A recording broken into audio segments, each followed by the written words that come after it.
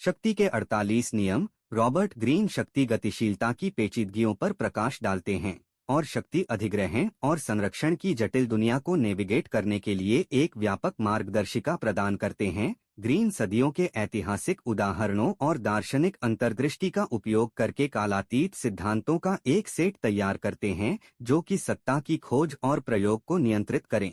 Green के दर्शन के केंद्र में यह धारणा है कि शक्ति एक स्थिर इकाई नहीं है, बल्कि एक तरल और हमेशा बदलती रहने वाली शक्ति है जिसे लगातार विकसित और बनाए रखा जाना चाहिए। वह सत्ता संघर्ष के विश्वासघाती परिदृश्य से निपटने में आत्मजागरूकता, धोखे और अनुकूलन के महत्व पर जोर देता है। ग्रीन के 48 कानून 3 खंडों में विभाजित हैं।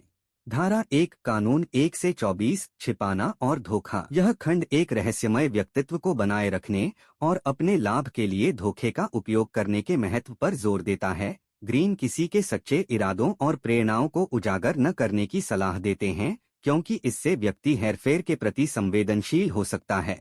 धारा 2 कानून 25 से 36 भूमिकाएं निभाना। यह अनुभाग एक शक्तिशाली सार्वजनिक छवि को गढ़ने और बनाए रखने की कला पर केंद्रित है। ग्रीन रहस्य और नियंत्रण की आभा विकसित करने के महत्व पर जोर देते हैं, साथ ही विभिन्न स्थितियों और दर्शकों के अनुरूप अपने व्यवहार को अपनाने पर भी जोर देते हैं।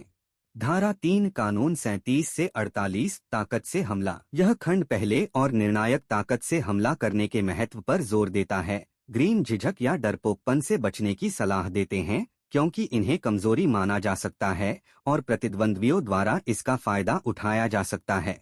पूरी किताब में ग्रीन प्रत्येक कानून को स्पष्ट करने के लिए ज्वलंत ऐतिहासिक उदाहरण प्रदान करता है जो पूरे इतिहास में शक्तिशाली व्यक्तियों की सफलताओं और विफलताओं को प्रदर्शित करता है। वह व्यक्तिगत संबंधों से लेकर पेशेवर सेटिंग्स तक विभिन्न संदर्भों में इन सिद्धांतों को कैसे लागू किया जाए इस पर व्यावहारिक सलाह भी देते हैं। जबकि कुछ लोग ग्रीन की शिक्षाओं को मैकियावेलियन या यहाँ तक कि क्रूर के रूप में देख सकते हैं, उनकी अंतर्दृष्टि शक्ति की गतिशीलता और उन लोगों द्वारा अपनाई गई रणनीतियों की एक मूल्यवान समझ प्रदान करती है जो इसे इस्तेमाल करना चाहते हैं।